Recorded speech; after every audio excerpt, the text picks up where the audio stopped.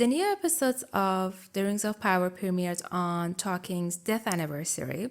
Because not all the cast and crew could physically go spit on his grave and dance on it. I mean, how else can you insult a man's legacy? I guess the only thing that is left for them is to dig up his wife's bones and just... Hi, my name is Dan O. I'm gonna keep my review of the 3 episodes that we got very brief because I don't have anything else to add. And keep in mind that I went in full-heartedly wanting this to work. I was bored. I was really bored. I started checking my phone like, we deserve better. As Tolkien's fans, as Peter Jackson's movies fans, as movie lovers, TV show lovers, like, we deserve better. I don't care how much money you're throwing at this project. I mean, yes, I can see all the leaves on the trees. The imagery looks fantastic, but can you make me care about any of the characters? I'm a film graduate with focus on script writing, so I don't talk out of my but you don't have to have like film literacy, cinema literacy, or know Tolkien's work to understand that what you're watching is a whole lot of nothing. Unfortunately, the press around the Rings of Power was just about diversity, and the actors have to go on press tours and talk shows to promote their new projects. And of course, they have people specialized in feeding them lines, to avoid spoilers or give audiences the needed information about the production to make it more appealing. And something really caught my eye with this one. This is necessary. This is a revolutionary moment within our time, and to be the poster child of accessibility for people of colour, for women, and the opportunity for this world, Tolkien's world, to be seen in a way that it hasn't been seen before, as a female dwarf, because it's time for so many people who may have not seen themselves staring right back at them on a screen to have that chance and to have that turn. And now we see us. Now we're here. We are heard. We are seen. It is our time and it's our turn. Listen, lady, you know what? If you really wanted to represent people of color, you would have used this platform to bring in new African folklore, African epic fantasies. I'm pretty sure there are thousands of untold stories that we need to see, we need to hear. You think I want to see through another Robin Hood movie, another Hercules, another Arthur movie? No, I'm sick and tired of it. Like, seriously, Hollywood needs new stories. You would bring these stories, you will hire talented people, not just because of their, race. And I get so irritated when I see how happy and excited she is to be part of white folks shit. Like, they seriously, I'm so sorry, my students gonna watch this video. They have literally pulled a character out of their ass for you, and they're using you as a circus clown to go around and promote their agendas. You shouldn't be this happy. You should be ashamed of yourself. There will no longer be a time where you can say there are no elves of color. Did anyone ask for it? Did you ask for it? I didn't ask for it. You know why? Because we know elves are from European mythology. Oh my god. I've been carrying these for weeks. Now that I got that out of the way, now I can talk about Tolkien's dwarves. So as I mentioned before, Tolkien created languages, cultures, and histories for different kinds of elves, different kinds of humans, and hobbits. Dwarves are not different. However, the beginning of the story seems a little confusing. You see, Tolkien's writing style was a bit different. Like, he would create the word or the language first, and then create a character around it. For example, we know how he came up with hobbits. He first wrote the word hobbit, and he tried to associate the word with certain characters. However, he struggled to fit a pre-existent concept like dwarves in his stories. He didn't know how and where to put the dwarves, and it's so interesting how he insisted of having them. They are very prominent in German folklore and Norse mythology, which Tolkien was heavily inspired by. At first, dwarves were the bad guys. They were the servants of Morgoth, working with orcs, and at first Tolkien very specifically emphasizes how they were not skilled craftsmen. All they cared was the bottom line. But after he started writing The Hobbit, and there are a lot of academic studies around it, that a lot of ideas about dwarves came to him during the first chapter when the dwarves visited Bilbo, and it was the song that Thorin sang that ultimately determined their main story, that they were skilled craftsmen living in mines and they're looking for the crafts that they once made. So when they go back to the treasure, it's no longer about the money or greed, but it's about recovering the work of their fathers and their homeland of old. So the new story changes the mythology.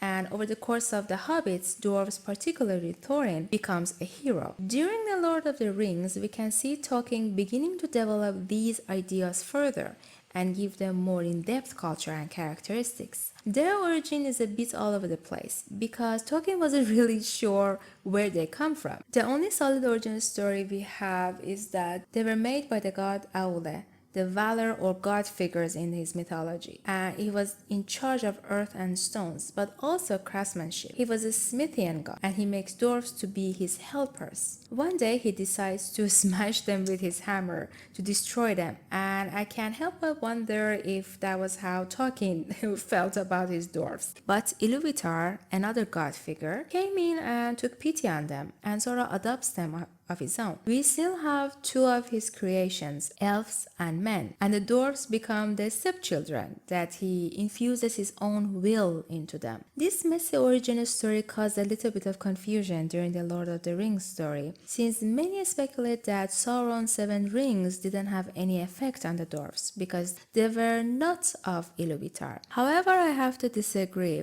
because the dwarves started to dig deeper in their minds and looking for more gold, so I feel like the rings made them more greedy. I'm not sure. So we have a clear history of why dwarves and elves have this mutual grudge. But it's important to point out that not all dwarves and elves had problems with each other, since Tolkien created many types and cultures of both sides. Best example is the Great West Door of Moria that the Fellowship passed through in The Lord of the Rings. Ever wonder why it was sealed with Elvish language? Well, it was a joint build between dwarves and elves to aid trade and fellowship between the two races. So the problem was mostly between Sindar, or the Silver Elves, and dwarves. There's a bit of a natural friction between them, like how elves love the nature and forest, and how dwarves love to remain deep in the ground, and they're very fond of access. Fun fact, this is the reason why ants were created as protectors of the forest from their access. The main problem occurred in the act of ethnic cleansing that the elves, I'm not gonna beat around the bush, they killed a lot of dwarves.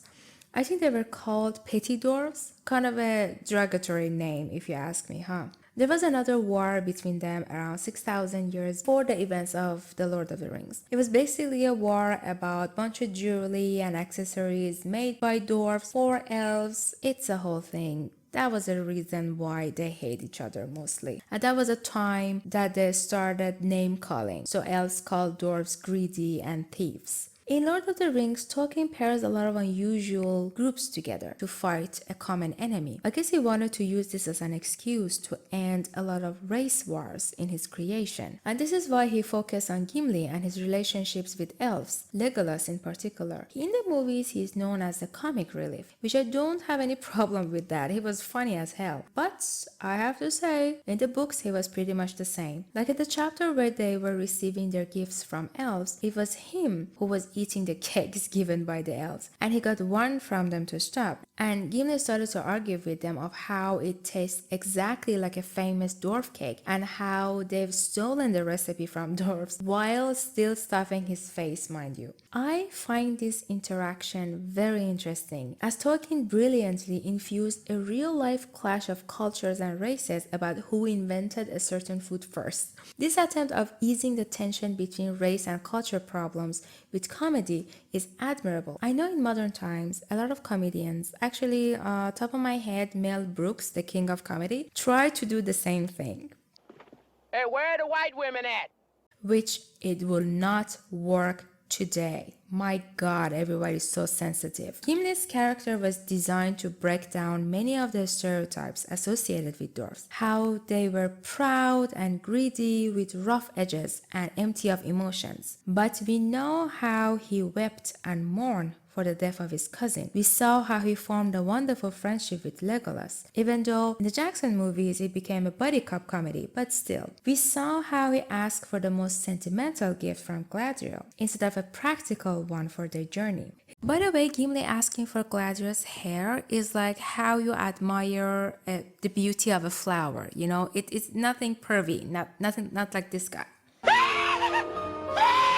The story ends with him leaving for the Undying Land with Legolas, and he becomes the very first dwarf to enter. I think Galadriel has something to do with the permission of that for sure. So let's talk about physical appearance and costumes for dwarves. In Peter Jackson's movies, Gimli's costume does have some geometrical pattern. The fabric seems very thick with muted and dark earthy colors. In The Hobbits, even though the movies were trash, the only praise that I can give them was for the costume department. They turned the geometrical patterns on their craft to an 11 and added a lot of layers to their costume. We saw a lot of female dwarves in the background, but I still love what they did with their hair and wardrobe. I'm not gonna go in details about how female dwarves have beards, although I saw a little trace of beard on Disa, but it more looked like a woman with minor hormonal problems that grows extra facial hair, rather than a full-blown beard that we expected. During the time that the Amazon was releasing teasers and character posters, this particular image made me laugh out loud. I felt like this was from an Egyptian production. I think this is the guy they hired as their costume designer. I love gold. The look of it, the taste of it, the smell of it, the texture.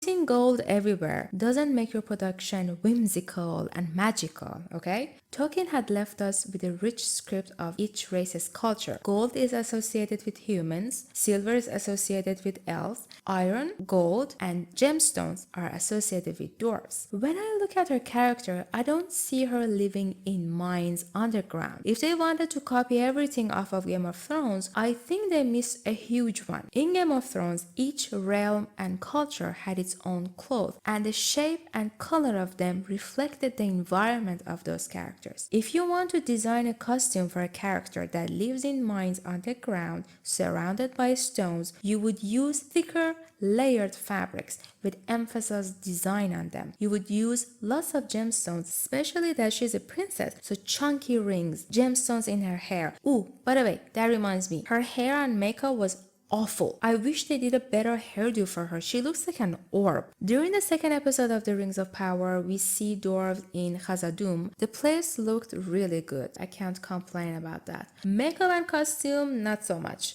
In terms of characters, Disa and Durin had the most natural dialogues, even though their story has nothing new. Like, we've seen this jolly, happy family many times. They're again used as the comedic relief. I hope they use this humor in a clever way rather than shallow and childish way. I'm very curious about Durin and his relationship with his father. I guess I'll continue watching their part of the story.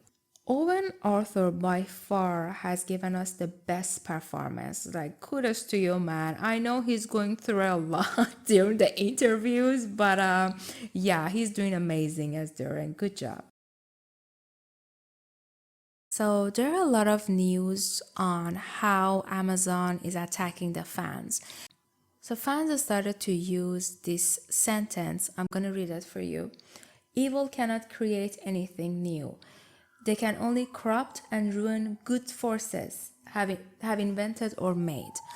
They're saying that Tolkien has never said this quote. You know, this is not from Tolkien. In my next video, I will argue this. I will tell you if Tolkien ever said this or how he said it, okay? I want to thank everyone for their support, especially for my previous video. That video was made out of pure rage. This one as well. I will have a heart attack at the end of the series, but I really appreciate all the nice and kind words, and thanks for watching this video as well, and have a nice day.